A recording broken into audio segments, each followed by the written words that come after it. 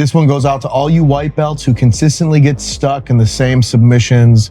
You have to remember that your journey as a white belt is to improve at your defense, and we're going to cover exactly that. Let's dive in.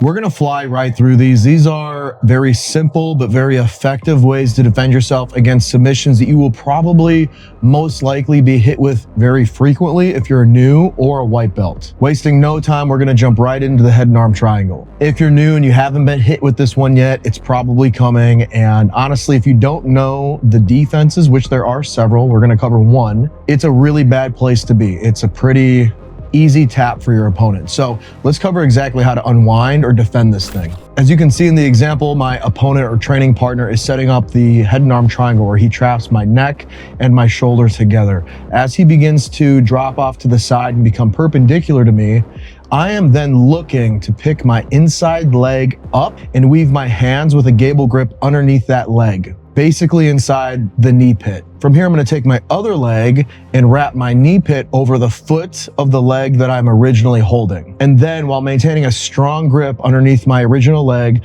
I'm pushing both of my legs down towards the ground. This will create distance between my shoulder and my neck, and it will relieve any kind of a blood choke that's happening there. Now, keep in mind, there are different ways to do this. I've seen people show it by grabbing the outside leg. I prefer the inside leg. It just feels more effective. I'm sure that physiology could probably play a role into this, but without overcomplicating it, stick with the inside leg. You'll notice that it's gonna buy you some time. And a lot of times, especially higher level guys, if they can't finish the submission, they're just gonna move to something else, which you have to remember there's opportunity in movement. So when your opponent moves or your training partner moves to something else, there creates an opportunity for you to find an escape. You'll probably notice that when you're training against other newer people or lower ranked belts, they're a little bit more stubborn and they'll hang on to this a little bit longer. But truly it is a waste of time and energy for them because you've created that gap in between your shoulder and neck so that they aren't collapsing your carotid arteries. You're able to have constant blood flow to and from your brain, and you will survive to fight another day. You just have to hold it long enough for them to move on to something else. It's truly as easy as that. So if you find yourself in a head and arm triangle, go ahead and give this one a shot because I think you're gonna like it.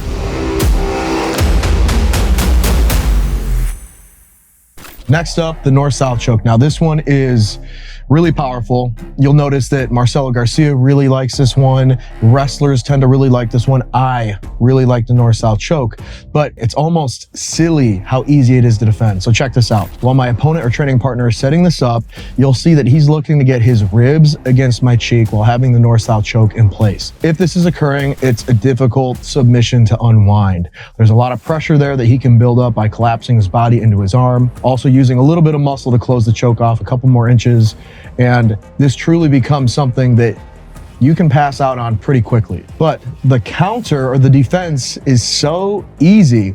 It's just a matter of seeing the north-south choke coming. So as you can see in the example, I can feel that the north-south position is coming and I turn my face into his body. Now, full disclosure, this isn't exactly comfortable, but there is no more choke. I will not go unconscious here. He can squeeze this all he wants. Again, it's just a waste of time and energy for him because there's no submission. You're gonna see that this is a common theme, countering a submission long enough so that your opponent moves on to something else. And as they move to something else, that's your opportunity to fire off on your escapes. I love the north-south choke, and as long as you're letting me have it, I'm gonna take it. The easiest way to avoid it is just to turn your head in. It's so easy. You almost can't believe that it works, but trust me, it works so well. And if you got a guy at your gym that likes north-south chokes, you can start doing this to him and you're gonna force him to find something else to use from that position. So if you're not using this one, go ahead and implement it immediately because you're gonna see it's super easy and it's fun to do. Next up is the rear naked choke. Now, this is tried and true. This is a very popular submission. Oftentimes people can just watch enough UFC to kind of put on a poorly executed rear naked choke that could still put you out. So knowing the defense is not only good for jiu-jitsu, it's good for self-defense, to be honest. There's a couple variations of the rear naked choke. We're going to cover the traditional one where there's an arm in front of your neck and then the hand goes behind the head. So as you can see here, my partner's setting up the rear naked choke. If he gets this fully locked, it's very hard to defend. But you're going to see that a lot of jiu-jitsu is seeing things coming before they're fully set. And if you can act on a defense before a submission is fully set, your chances of survival increase greatly. The more you let a submission evolve, the more dangerous it becomes. So the sooner you can act, the better. So we can see here, his one arm starts to come across my neck. That's a clear indicator that the rear naked choke is coming. Now, high-level guys will insert their other hand from the back of the head, and that's a bit more difficult to solve. It's important to note that not everyone has the arm mobility to pull that off. And in that case, they will take their rear hand and come over the top of the head to get it behind the head. If they enter the rear from the top of the head, it's very simple to reach up with your hands, get a hold of that hand that's on the back of your head and fight it to the front of your body. Once it's in front of your body and held down by your side, you're gonna tuck that under your arm for a split second. Now, obviously, he can pull his arm away from here. This isn't something where you're trapping him here, right? He still has the ability to pull away. It's really only a split second that you need. Once that arm is trapped, you can reach up with both hands and begin to fight that choking arm down across your chest. I then like to get a baseball bat style grip on his wrist and fight his arm to the other side of my head so that his tricep is against my ear. From here, you can see it's very easy to turn back into him and solve this problem. Truly, when the rear naked choke is set up, your days are numbered. You might as well go ahead and try this. I've seen a lot of guys just tap to the rear naked choke when they probably could have done this defense.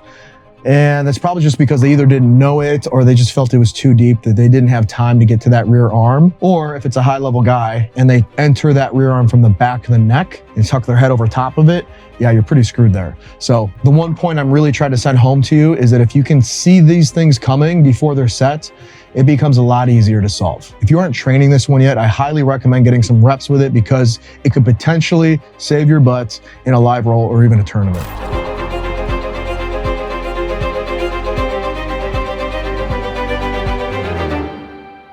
So with that, if you guys have any other submissions that you're constantly getting submitted with and you want to see a counter for it, drop it in the comments.